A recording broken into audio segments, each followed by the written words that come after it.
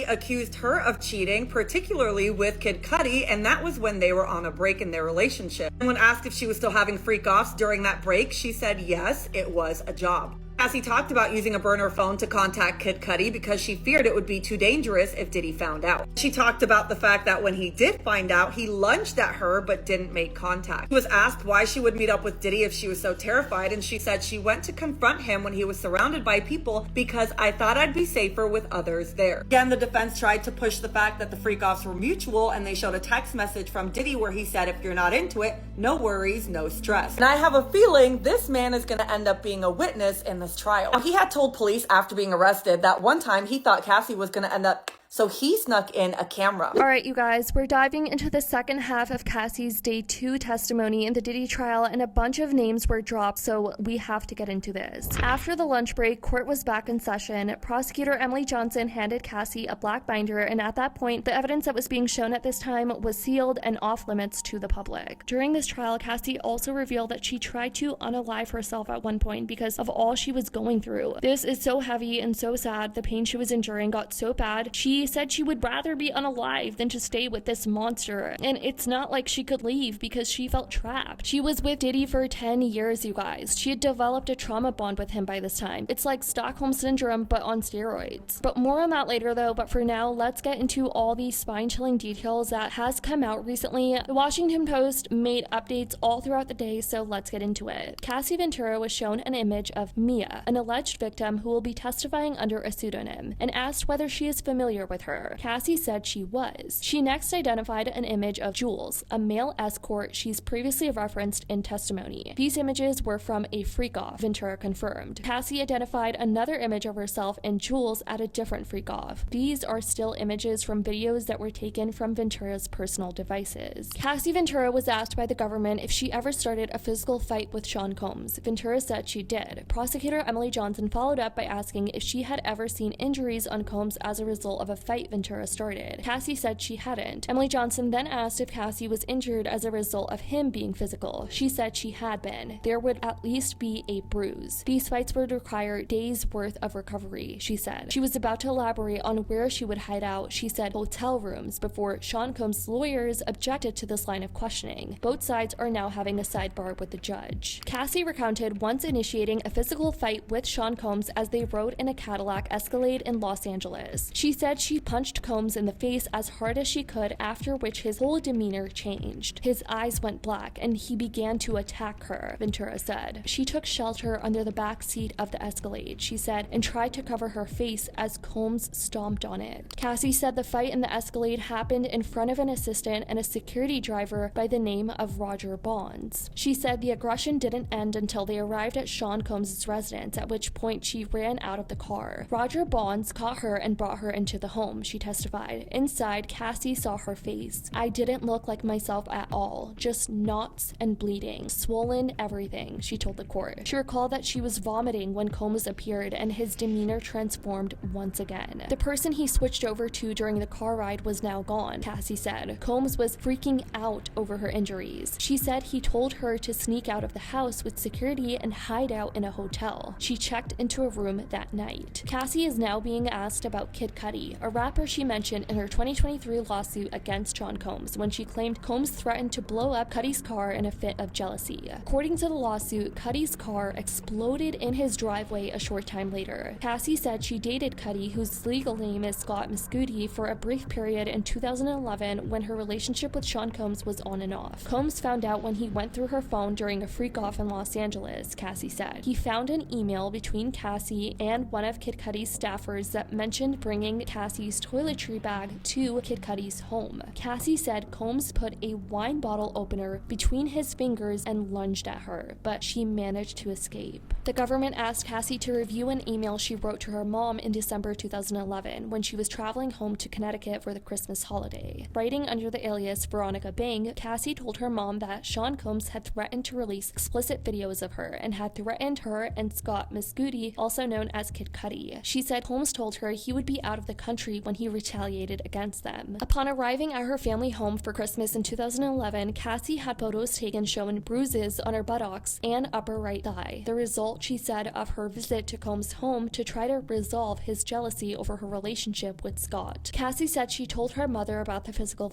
violence, but not the freak-offs. She couldn't hurt her like that, Cassie said. I was also just terrified. It's not normal. Cassie said there were too many incidents of abuse during her 11-year relationship with Combs to recall them all, but she remembered that some of his staff were visibly upset by her treatment. When D-Rock saw me, he started to cry, Cassie said, referring to one of Combs' regular security guards, as she recalled a beating that left her with black eyes, golf ball-sized knot on my forehead, busted up lip. As the trial goes on, prosecutors may ask some of Combs' former employees to corroborate aspects of Ventura's testimony. Cassie Ventura saw Sean Combs assault at least 2 of her friends, she testified, saying that he held one of them over a 17th floor balcony at her apartment in Los Angeles. Describing another encounter, Cassie testified that Combs once hit her friend Carrie Morgan in the face with a wooden hanger. She told the jury that she and Morgan, who had been close for 17 years, were no longer friends after the incident. Turning once again to her Cassie Ventura testified that she first took opiates when she got her wisdom teeth removed at 19. And then Sean Combs had them and I took them with him, she added. She added Combs would procure drugs like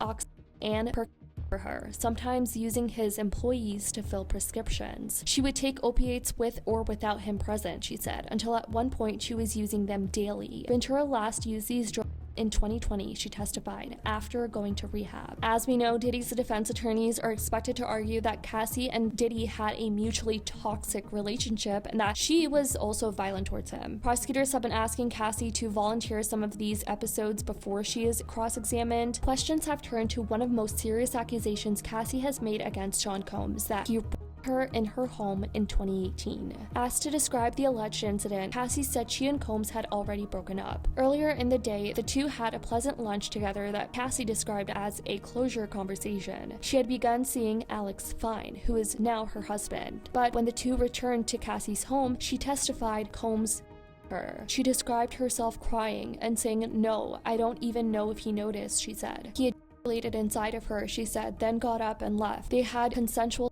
one time after the rape, Cassie said. We'd been together for 10 years. You just don't turn feelings off that way. Cassie is now being questioned about her interactions with Diddy after their 2018 breakup. Cassie said that they maintained constant contact with each other after their romantic relationship had ended. In text exchange to Cassie after they broke up, Sean Combs demanded that her new boyfriend, now her husband, Alex Fine, refund payment Combs made when Fine worked as his personal trainer. And quote, "I'll pull up and handle it face to face," Combs wrote in a message shown to the jury. And quote, "If I was you, I would get me my money." Early 2023 marked a turning point for Cassie Ventura, she told the court. She entered rehab and trauma therapy after she kept having horrible flashbacks while shooting a music video with another artist. She said she felt like I didn't want to be alive anymore. After the shoot, she went home to her husband and children. As her kids were sleeping, Cassie told her husband Alex that he could raise their family without her. Cassie broke down crying, recalling the moment. "I couldn't take the pain that I was in anymore," she told the court. She wanted to walk out the door into traffic, but my husband would not let me. So those are all the updates, everything that Cassie had to testify in day 2. I want to know what you guys think about everything. Let me know your thoughts. I love you guys so much, and as always, I'll see y'all in the next video.